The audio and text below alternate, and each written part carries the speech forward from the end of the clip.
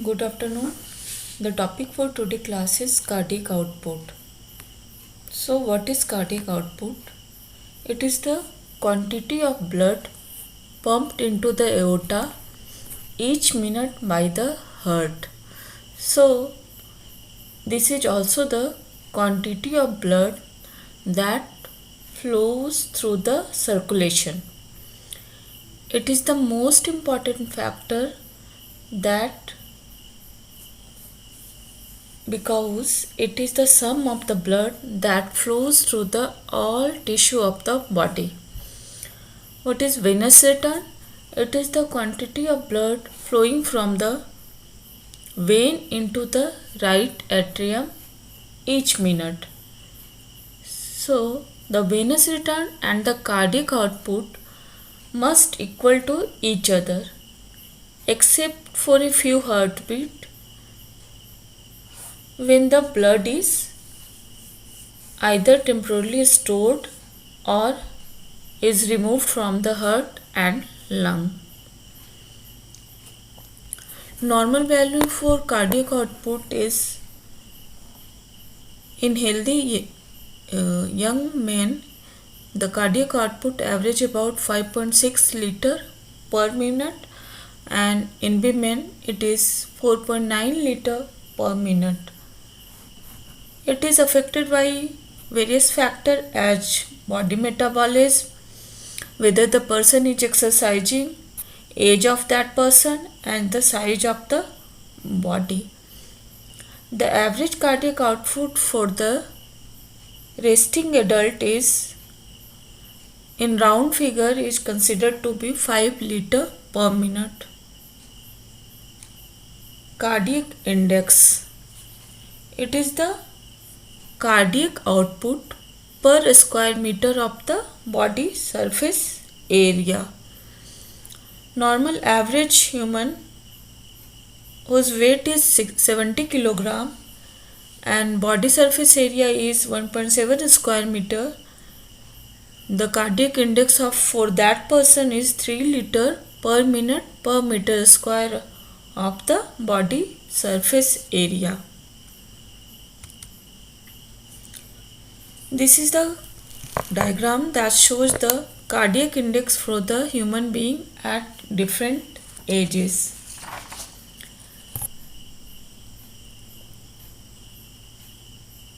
Cardiac index, it rises rapidly to more than the 4 liter per minute per square at the age of 10 years, and then it declined to 2.4 liter per minute per meter square at the age of 80 years. So the declining cardiac index is indicative of declining activity or declining muscle mass with age.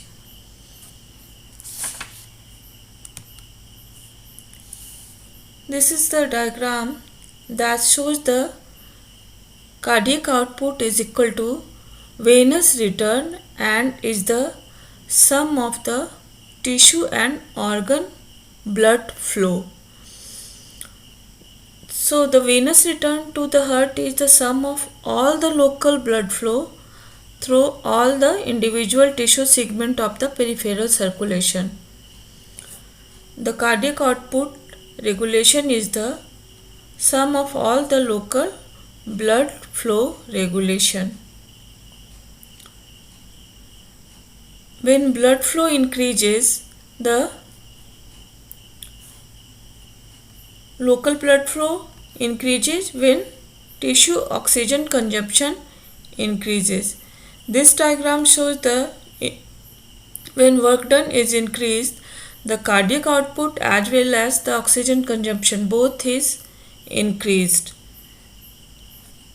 So at increasing level of work output during exercise, the oxygen consumption and cardiac output, they both increase in parallel to each other.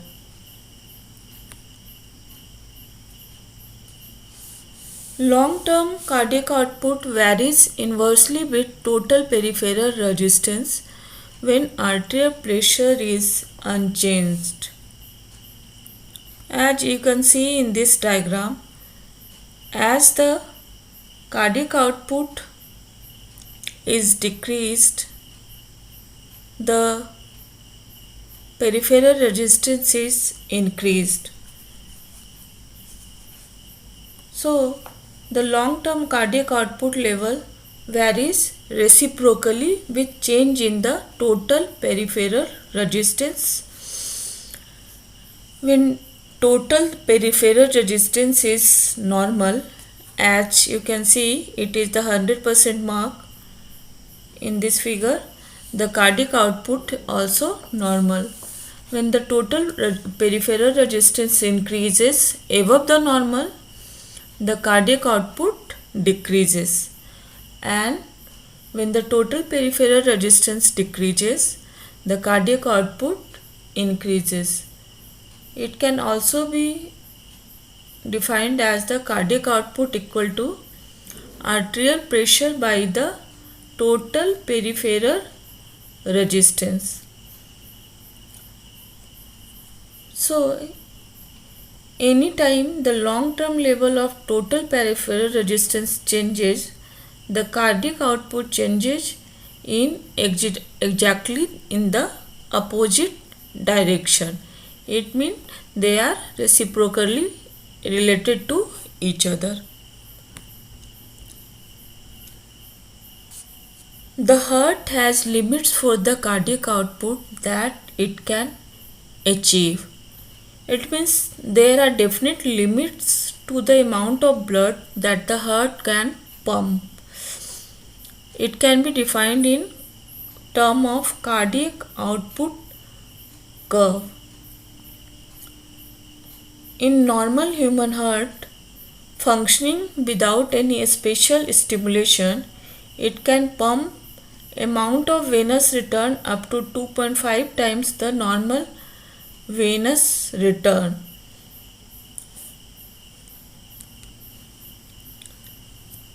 Factors that causes a hyperactive heart.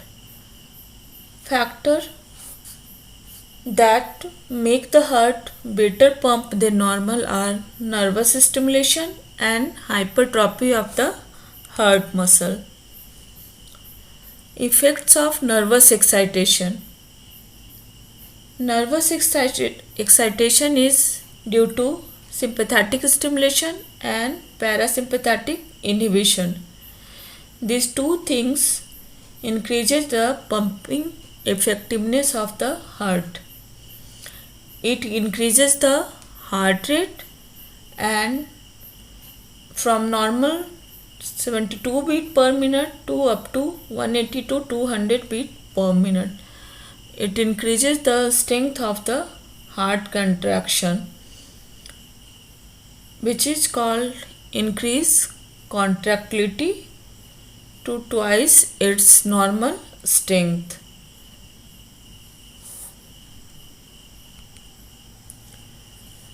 Heart hypertrophy can increase pumping effectiveness.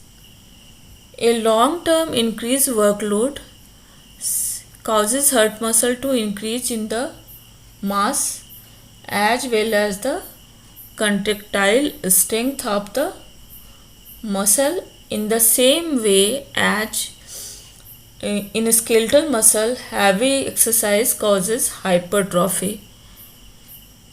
As you can see, hearts of marathon runner is increased in mass by 50 to 75%. This factor increased the plateau level of the cardiac output curve to 60 to 100%, and it allows the heart to pump much greater than the usual amount of the cardiac output. So, when nervous excitation is combined with the hypertrophy of the heart, it allows the heart to pump as much as 30 to 40 liter per minute, about 2.5 times that achieved in the average person.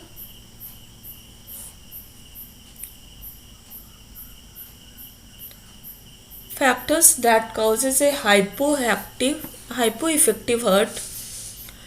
Factors that decrease the heart ability to pump blood causes hypoeffectivity, such as increased arterial pressure, as in hypertension, inhibition of the nervous excitation of the heart, then abnormal heart rhythm or rate of the heartbeat, heart attack, valvular heart disease, congenital heart disease, any inflammation of the heart muscle as in myocarditis, and cardiac hypoxia.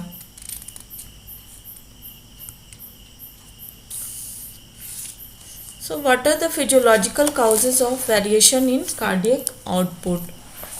First is the age. Because of less body surface area, the children have more cardiac index than the adult. Sex. Since the body surface area is less in female, they have more cardiac index than the male. Diurnal variation. In early morning, the cardiac output is low and increases in the daytime depending on the basal condition of the individual. Environmental temperature. A high environmental temperature leads to increase in the cardiac output. Then anxiety and excitement, they increase cardiac output by the 50 to 100%. Eating, it increases the cardiac output by 30%. Exercise, it increases the cardiac output depending upon the vigorousness of the exercise. Pregnancy is associated with increase in cardiac output.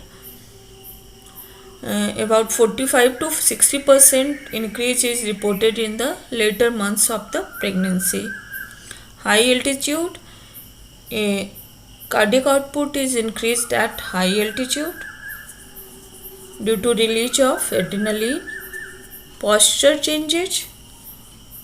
Sitting or standing from the lying down position decrease the cardiac output by 20 to 30% because of the pooling of the blood in the lower limb.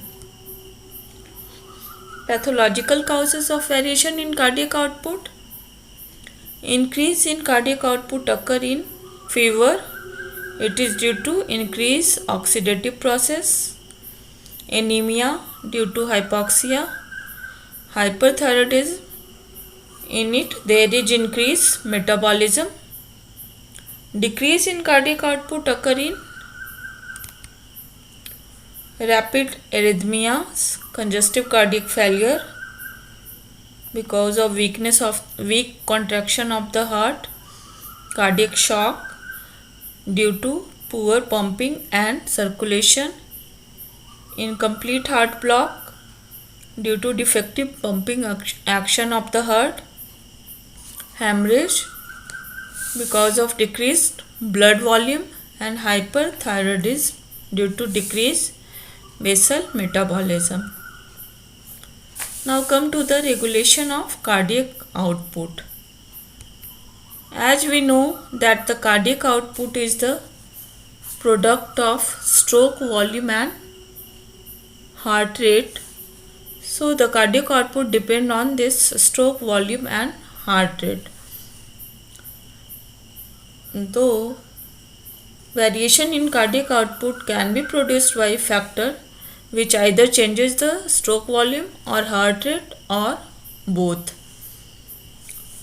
The main factors that affect the cardiac output are venous return, myocardial contractility, peripheral resistance, and heart rate.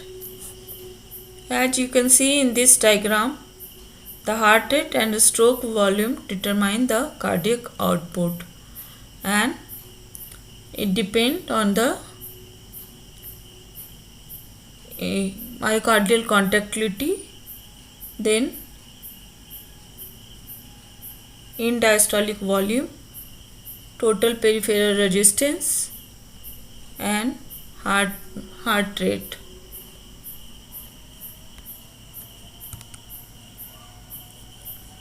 The cardiac output is regulated by the two mechanisms. One is the intrinsic autoregulation and second is the extrinsic regulation. Now come to the intrinsic autoregulation, that is the Frank-Starling mechanism. The force of contraction of cardiac muscle, it depends on its preload, just like that of the skeletal muscle. This preload determines the initial length of the muscle fiber. What is the Frank-Starling law of the heart? It is the within physiological limits, the force of contraction of cardiac muscle is proportionate to the initial length of the muscle fiber. So it is important in the heart. What happened in diastolic volume? It formed the preload. Therefore, it can be stated as within physiological limit, the force of cardiac contraction is proportional to its in diastolic volume.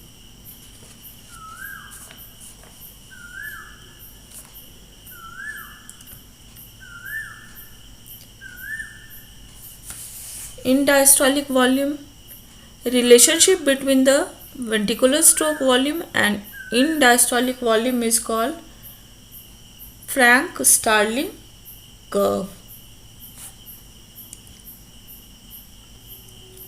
So what is the Frank-Starling curve?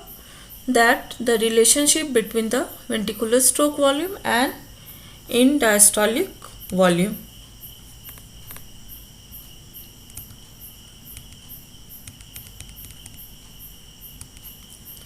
It is the Frank-Starling curve, that is the relationship between the ventricular stroke volume and in diastolic volume. Now in diastolic volume depend on this green arrow indicate increase factor that increases the in diastolic volume and blue indicate the factor that decreases the in diastolic volume. So the factor that increase the in diastolic volume are decreased intrathoracic pressure, increased pumping action of the skeletal muscle, increased blood volume, sympathetic discharge, vasa frontae, vasa turgo, and the factor that decrease in diastolic volume are increase venous resistance, sitting and standing position, decrease in the blood volume, and decrease ventricular compliance, increase intrathoracic pressure.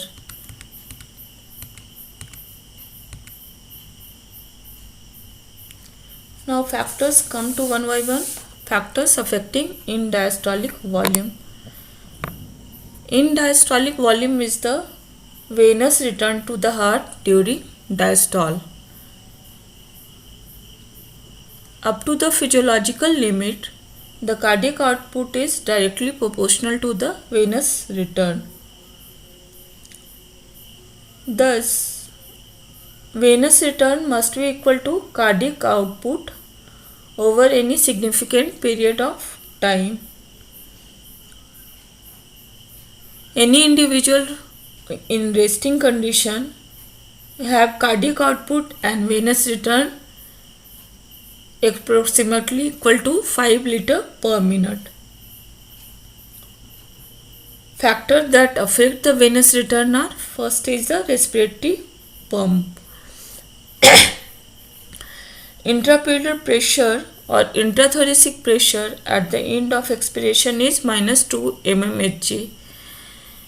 When we inspire, intrathoracic pressure become more negative, that is about -5 mmHg. it causes the diameter of inferior vena cava to increase and pressure inside it get decrease. At the same time, what happened? There occur descent of the diaphragm. Due to this, intra-abdominal pressure increases, and what happened? The decreased pressure inside the inferior vena cava and increased intra-abdominal pressure during respiration, it results in the increased flow of blood into the right atrium. This mechanism of increased blood flow in the right atrium during inspiration is called respiratory pump. This respiratory pump operates strongly in the forced inspiration. Second is the cardiac pump. It influences venous return by two kind of forces. One is the visce turbo and second is the visce frontae. Visce turbo. What is its meaning? It refers to the forward push from behind. It means the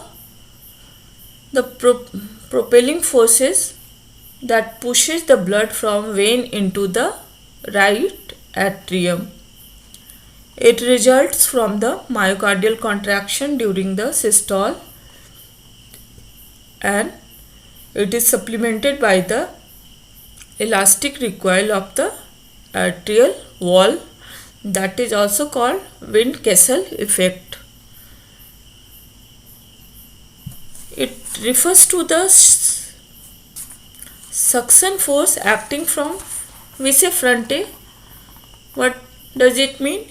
It refers to the suction forces acting from the front that pull the blood from the great vein into the right atrium.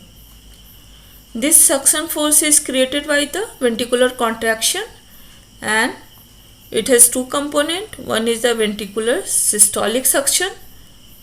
It results from the pulling down of the fibrous AV ring, causing enlargement of the atrial lumen, and thus it decreases the intra-arterial pressure, which causes sucking of the blood from the inferior vena cava and the superior vena cava.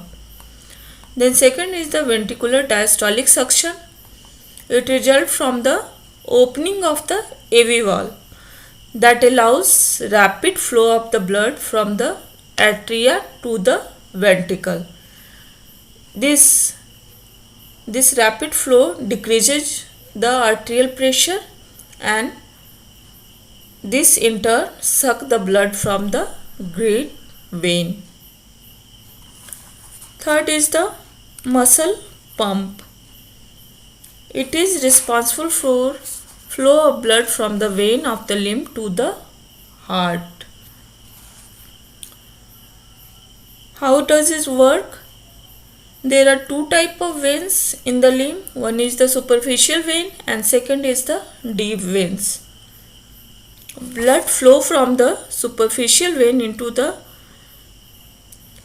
deep veins through the communicating veins. Due to presence of the valve in the limb veins, the blood flow in the only one direction, that is from periphery toward heart, and not in reverse direction. When the skeletal muscle contract, what happens?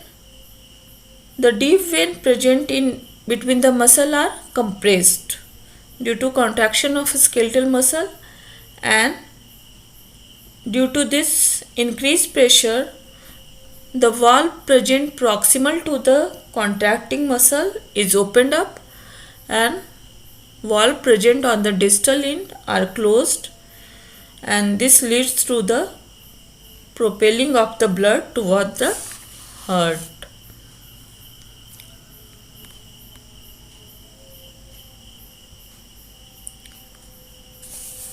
What happens when the skeletal muscle relaxes? The negative pressure is created in the segment of veins, and due to this backflow, the proximal vein valve is closed and distal valve is opened and blood is sucked up. When there is rhythmic contraction of the skeletal muscle, blood is squeezed out of the limb toward the heart. So, in certain profession like traffic police, nurses, they have to stand for a long time of a day. In these persons, the excessive venous pressure stretches the vein of the leg so that their diameter increases and the valve become incompetent. The venous pressure, it increases further and gradually the veins of the lower limb become large, tortuous and bulbous. This condition is called varicose vein. Fourth is the blood volume. As the blood volume increases, it increases the venous return, and as the blood volume is decreased, the venous return is decreased. Fifth is the sympathetic discharge. Sympathetic stimulation lead to increase in the venous tone, and this decreases the capacitance of the venous system, as veins are also called capacitance vessels. The standing body position, it is associated with decreased venous return due to as there is peripheral pooling of the blood. I have told you this diagram. Now come to the clinical significance of the Frank-Starling mechanism. For small momentary adjustments necessary for keeping output of the two ventricles equal and adjusting them to match the venous return, the intrinsic regulation work continuously. Maintenance of constant stroke volume when peripheral resistance is increased is carried out by the intrinsic mechanism. When the peripheral resistance is increased, what happens? The heart is unable to pump all the blood that is not it normally do. Then the blood get accumulated in the ventricle, and ventricle stretches the muscle fiber, leading to greater force of contraction, and thus the stroke volume is restored to normal in spite of the greater resistance to outflow. Intrinsic control mechanism serve as life-saving device in a cardiac failure. What happens when there is left ventricular failure? It causes accumulation of the blood within the left ventricle. It decreases the blood supply to the vital organ. Then there is accumulation of the blood in the left ventricle. It increases the initial length of the muscle fiber, leading to greater cardiac output according to the Frank-Starling mechanism. When there is greater accumulation of the blood, the Frank-Starling law will fail to operate, leading to decrease in the blood supply to the vital organ, and ultimately death may occur. Second is the extrinsic regulation, that is the autonomic neural mechanism. In this mechanism, stroke volume increases due to increased myocardial contractility without any increase in the muscle length. It is also called homometric mechanism. The intrinsic mechanism is called heterometric regulation, and because cardiac muscle are staged to increase their initial length. So intrinsic autoregulation is also called heterometric regulation, and extrinsic regulation is called homometric regulation. Homometric regulation is governed by the autonomic neural mechanism, sympathetic activity. Stimulation of the sympathetic nerve, it leads to the increased myocardial contractility, that is called positive inotropic effect. And the positive inotropic effect of the norepinephrine is liberated at the sympathetic nerve. It is augmented by the circulating norepinephrine. Mechanism of the effect of the sympathetic stimulation. Sympathetic stimulation increases myocardial contractility by the activation of beta-1 adrenergic. Then activation of beta-1 adrenergic receptor, it increases the contraction of the concentration of calcium within the myocardial cell, and this leads to the more rapid and forceful contraction. It also acts through the protein kinase and causes more rapid intake of calcium by the sarcoplasmic reticulum, which in turn shorten the duration of action potential and contraction. When there is inhibition of the sympathetic system, it has the opposite effect. Under normal condition, what happens? There is continuous slow rate of discharge through the sympathetic fiber to the heart, which maintain pump 30% above with no sympathetic stimulation. Therefore, when sympathetic activity is inhibited, the ventricular force of contraction decreases. In animals, stimulation of sympathetic nerve produces a marked increase in the heart rate and increase in stroke volume that leads to manifold increase in the cardiac output. Now, what is the effect of parasympathetic activity? It has negative inotropic effect of the parasympathetic or vagal stimulation. This effect is not much because vagal fiber are mainly distributed to the atria and not much to the ventricle. Now come to the interaction of the Frank-Starling mechanism and myocardial contractility. Factor that causes increased myocardial contractility shift the Frank-Starling curve to the left, and the factor that causes decreased myocardial contractility shift the Frank-Starling curve to the right.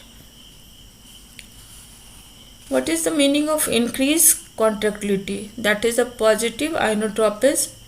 It refers to the greater contraction force at a given preload or in diastolic volume. This is the diagram that shows the effect of change in myocardial contractility on the Frank-Starling curve.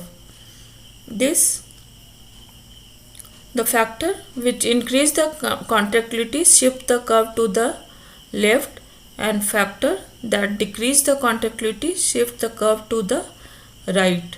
So what are the factors that increase myocardial contractility? First is the sympathetic stimulation.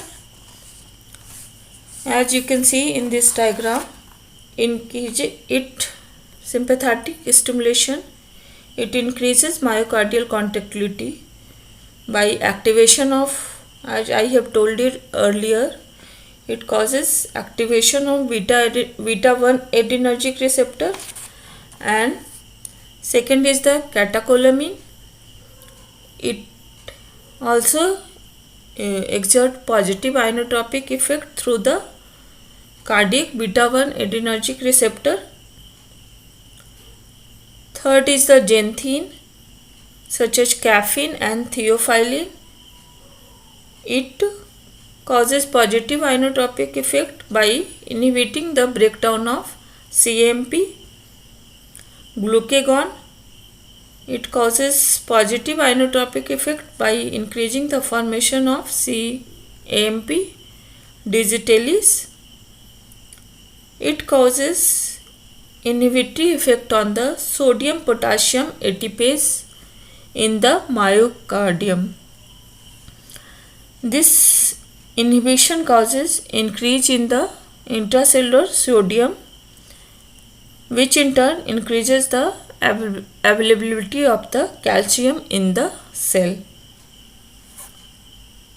Factors that decreases the myocardial contractility are the parasympathetic stimulation. Factor that decreases the myocardial contractility shift the Frank-Starling curve to the right. The factors are parasympathetic or vagal stimulation. The vagal stimulation causes negative inotropic effect. And second is the heart failure. It is also associated with reduced myocardial contractility. And third is the myocardial infarction. It results in a fibrotic and non-functional area in the myocardium that leads to reduction in the total ventricular performance. Drugs such as quinidine, procainamide, barbiturate, it also decrease myocardial contractility. Then hypercapnia, hypoxia, acidosis, these all causes decrease in the formation of cyclic AMP and have decrease or negative inotropic effect. This is all about the cardiac output. Thank you.